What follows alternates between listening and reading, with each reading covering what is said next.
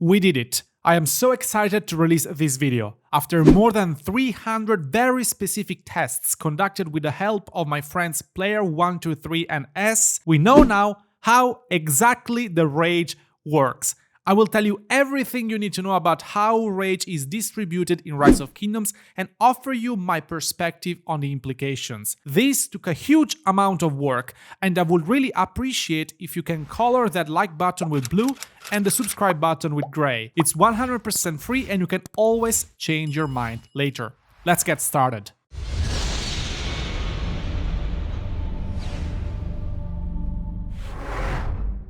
Yeah guys, we did it! We discovered how the rage works in Rise of Kingdoms. This video continues our series and will be followed by a video about talent trees and the best equipments to use according to our new findings. In the previous tests, among other things, we determined that the base rage, attack plus counterattack rage, in a neutral and controlled environment was around 103. What do I mean with neutral and controlled environment? I'll sum it up in 10 seconds. No commander page, same VIP level, same civilization, same commanders, same talents, no random effects, same troop type and same troop count, no tokens, no alliance, no territorial buffs.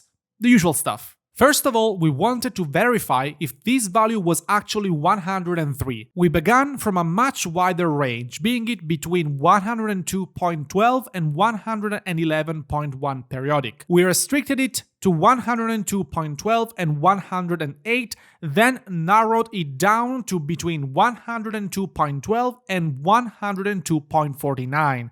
We basically discovered that the game has a rounding system, basing on which you will get either 102 or 103 rage per turn. How did we isolate the values? We essentially use City Keeper against City Keeper alone, or with Zhang Yu or with Genghis Khan as secondary commanders, to have three different rage requirements: 1000, 950 with Zhang Yu, and 900 with City Keeper and Genghis Khan. We used the infantry, so we did not have any statistics for cavalry being increased from the effects of the cavalry commanders, and no randomness as well, because we stopped at the turn the first skill was fired, so essentially Genghis Khan's expertise did not create any type of problems, because it essentially fired after the first active skill and we needed only the number of that turn. While I personally had this talent tree without the base rage talents, my friend DB, who I really thank for the help and the patience, was stepping up the rage after each test, taking advantage of the infantry and attack talent trees, where you can find Burning Blood and Undying Fury. On the infantry talent tree, Undying Fury has steps of 3 rage, while on the attack tree, Burning Blood has steps of 2 rage, and we could combine those two numbers to get the intervals we needed. We used 0, 3, 5, 7, 10, 13, and 15. As we needed to test both in neutral and disadvantaged conditions, we figured we had 2 ways. 1. Test in neutral conditions with that specific rage step, then use an attack or defense token to test with the same rage step but in disadvantaged conditions, then remove the token every time with an anti-scout token and go to the next rage step. Or option number 2, have DB use the general title, so he had extra 5% attack and 5% defense, and I balanced the attack with a 5% attack token and the defense with a 5% infantry defense city skin. When I had to take the lead in stat advantage, I just switched to my Osiris League 10% defense city skin, in fact giving me only 5% extra defense in total compared to DB.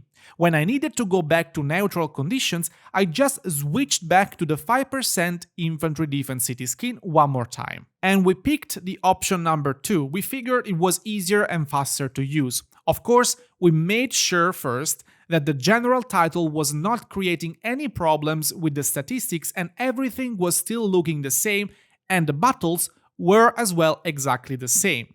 Thanks to this method, we were able to determine that, as I said, the base rage value of attack and counterattack combined was between 102.12 and 102.49, probably with the game rounding down to 102 or up to 103 depending on the turn. The compensated rage was exactly 20 points more, 122 or 123. We had now to isolate the attack rage value and the counter-attack rage value. We did this using a march running away and the other march attacking it until the skill was fired.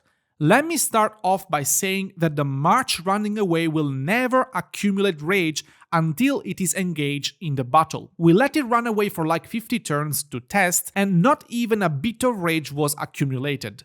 Anyway, we used a similar technique here to establish that the attack value is between 86 and 86.36. Considering that the total base rage is between 102.12 and 102.49, the counterattack rage must be between 15.76 and 16.49. Now, thanks to other very weird tests like City Keeper with 10 rage and Genghis Khan with the second skill at level 1, Swarm by 4 marches, we were actually able to determine that the attack value is around 86 rage per turn, while the counterattack value is the one that gets rounded up in the game, and it is between 16.25 and 16.49 per turn. You have to trust me on this, because if I start describing all the tests we did, I would need to publish a 7 hours video, and you don't want that. If it's reassuring for you, we had several people go over the numbers, and they all match up. Now the crazy stuff. During our tests, we noticed that Richards in the same conditions were firing their skills 1 turn in advance, on turn 10 instead of turn 11. This because they have increased counterattack damage. So they both were dealing 20 damage to each other in attack, but 22 damage in counterattack, with the consequence that both their attacks were lower than the opponent's counterattacks. This had one important consequence that led us to an important discovery. The rage compensation is actually split in 2 parts. In fact, the Richards were gaining 112 or 113 rage per turn each. We tried the opposite experiment, equipping our City Keepers with a Delane's Amulet, so to have our counterattacks lower than the opponent's attacks, so basically the specular example compared to Richard, and the result was the same. Without Delane's Amulet, the City Keepers casted the skill at turn 11. With the Delane's Amulet, they anticipated 1 turn and cast on turn 10, like the Richard example. This mathematically means that the compensation is split in 2, 10 points plus 10 points. If your attack is lower than the enemy's counterattack, you will be compensated 10 rage. If your counterattack is lower than the enemy's attack, you will be compensated 10 more rage, for a total of 20.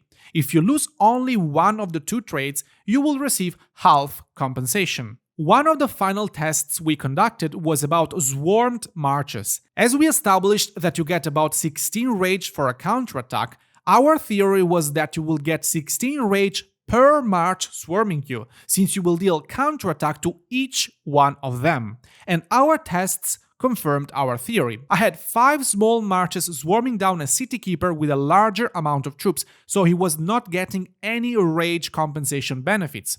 The first time with one of the 5 marches attacking with delay of 1 turn, and we expected the skill to fire off on turn 8. We expected 151 rage on turn 1 and 167 rage on each of the following turns, and the skill fired off on turn 8. The second attempt with all the 5 marches attacking him at the same time, and we expected the skill to fire off on turn 7 with 167 rage per turn and 1002 rage accumulation at turn 6. And the skill did fire on turn 7 indeed. You can see the rage breakdown by yourself on the table shown now on the screen. After this, we made multiple other tests to make sure this was correct, and every test matched our expectations. To summarize a few days of heavy testings in a few words, this is how the rage exactly works in Rise of Kingdoms. 1.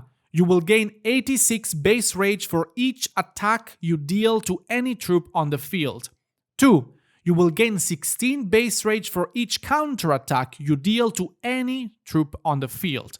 3. You will gain up to 20 base rage compensation divided in 10 plus 10, if your attack is lower than the enemy counterattack or if your counterattack is lower than the enemy's attack.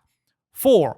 While the base rage is around 86, other values might be rounded up, so you might obtain 103 instead of 102 for an attack plus counterattack and 123 instead of 122 for a fully compensated attack plus counterattack base rage. These discoveries will have different implications on the usage of several items in open field, as well as in rallies and garrisons, together with the choice of specific talent trees for every scenario. At least 2 more videos will be released where I will break down all these different aspects. Now that we have clear values in front of us, it is much easier for us to calculate rage in pretty much any situation. Solo fight, swarmed open field, rally, garrison, we can potentially predict when every commander will fire the active skill with an accuracy of 99.9%. If you want to check all the numbers and test by yourself, feel free to do that. All the spreadsheets will be available on my Discord, discord.gg/weekgaming. I really hope you appreciate the effort we put in this research. A huge thank you goes one more time to the people who were fundamental for both the research and the breakdown of the discoveries. Player123 and S.